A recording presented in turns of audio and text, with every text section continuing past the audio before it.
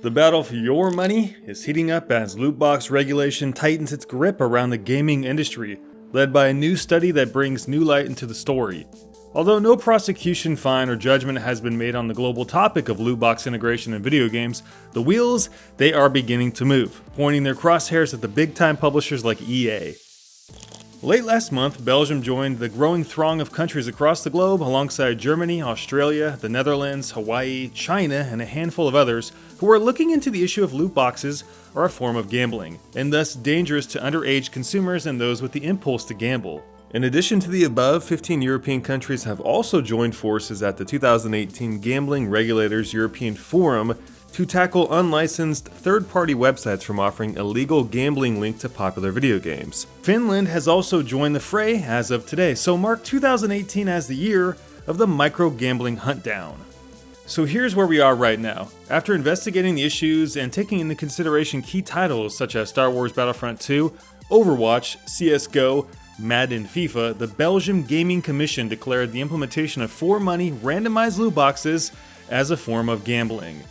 The commission insisted that loot boxes were a game of chance, as consumers, they don't know exactly what they're going to get once they pay for one, nor in what quality.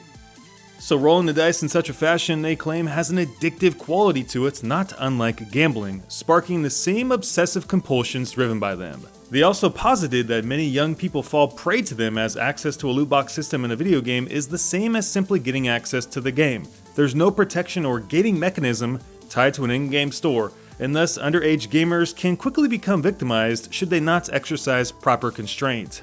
This of course can affect their well-being, both mentally and financially, not to mention the parents of those minors often taking on the monetary burden, unknowingly sometimes, of the transaction. Concluding their decision, they set in place a prison sentence of 5 years or a fine of up to 800,000 euros, which is around $1 million US, should publishers put a loot box system in a game accessible in Belgium without proper consideration. In response, most large companies like Activision Blizzard, Valve, and 2K responded with resignation, yet they did agree. However, the big dog in the room, EA, can you guess it? They refused to accept this decree. EA refused to modify the micro-gambling systems within FIFA 2018, as well as the upcoming FIFA 19, resulting in Belgium to pursue criminal investigation of the company on September 10. This was a mere 2 weeks or so after its initial claim that loot boxes were gambling and should be subject to special consideration.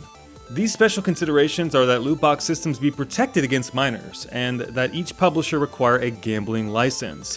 Whether this seemed too difficult a task to undertake or that EA assumed the order would not hold up in court, they instead ignored Belgium's directive.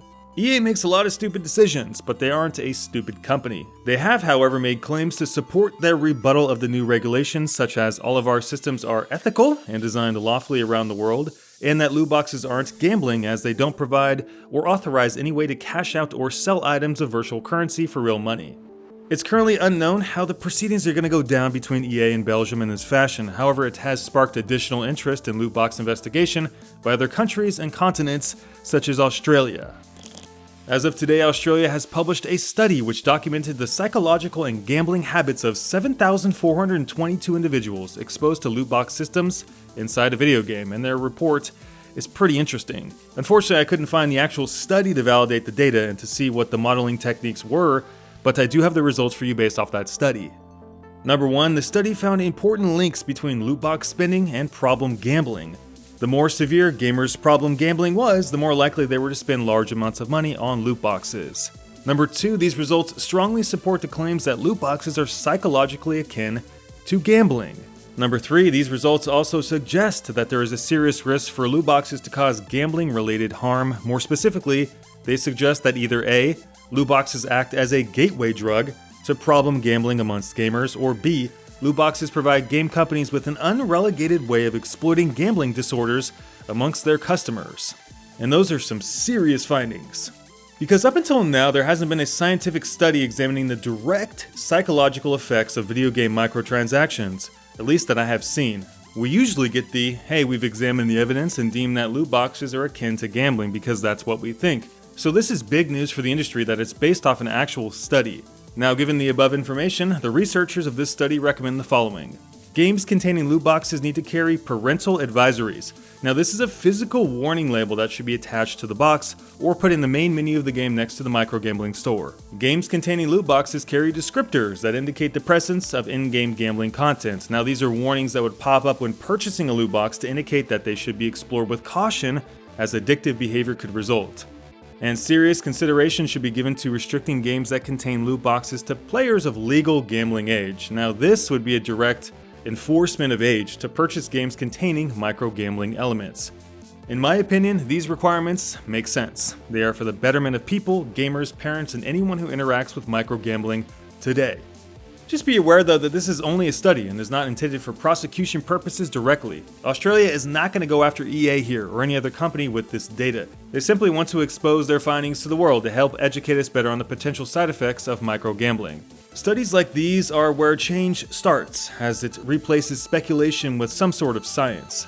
But it should be known, this isn't fact. This is a case study, and case studies are models with built-in assumptions and based on a sample of people. It's to find a trend, a pattern, or a potential problem, not for any absolute purpose. So I'd like to end with some highlights from the article that everyone should hear. Industry statements typically disassociate loot boxes from gambling. They instead highlight similarities between loot boxes and harmless products like trading cards or Kinder Surprise eggs. As the ESRC put it, we do not consider loot boxes to be gambling. Loot boxes are more comparable to baseball cards, where there is an element of surprise and you always get something. But by contrast, researchers argue that loot boxes share so many formal similarities with other forms of gambling that they do meet the psychological criteria to be considered gambling themselves. These researchers further suggest that buying loot boxes may therefore lead to a problem gambling amongst gamers. The results of this study support the position of academics who claim that loot boxes are psychologically akin to gambling. Spending large amounts of money on loot boxes was associated with problematic levels of spending on other forms of gambling. This is what one would expect if loot boxes psychologically constituted a form of gambling. It is not what one could expect if loot boxes were instead psychologically comparable to baseball cards. I really like this example because it strikes off a valid point often used as defense by people who integrate said systems. So the war on loot boxes is heating up, and this is just another piece of fuel that will be used to tighten up regulations behind how a game presents a loot box and who can access it. Wowzers, that was quite a bit of information. Hope you guys got it all in. So yeah, very interesting times. We had lots of declarations by Belgium, then we had enforcement, at least in speculation, fines, prison sentencing, then we had committees come together, then we had Finland come in, and then we had this study. So I think things are heating up quite a bit in the loot box environments, to the disdain, I'm sure, of big publishers around the world. Because make no mistake, like, if you were EA here, put yourself in the shoes of EA here, or 2K, or Activision, or whoever, like, this is terrible news for you. This basically confines you and restricts you, at least potentially in the future, from enacting these kinds of systems without following some sort of guideline in terms of following what certain countries require for these games. So will loot boxes ever get permanently removed from video games? I think absolutely not. But can we at least squeeze some more requirements on top of these systems to make sure that A, underage people can access them as well, and B, they're implemented in an ethical way? I think so, and I think these are some of the first steps for at least trying to steer our industry towards this environment where you've got to do things in certain ways to protect certain people in this industry from themselves. Because make no mistake, if the study I showed you guys at the end of the video is an indication of the broader population of people, at least in some degree, then I think this is a more serious matter than companies like EA think it is. Because I imagine some of them are not taking these issues too serious, but it might come back to bite them in the butt eventually. That's at least what I think. I will be covering this ongoing story here, so if you enjoyed the video, go ahead and hit subscribe to stay updated. Hey guys, leave me your comments down below and have yourself a great day.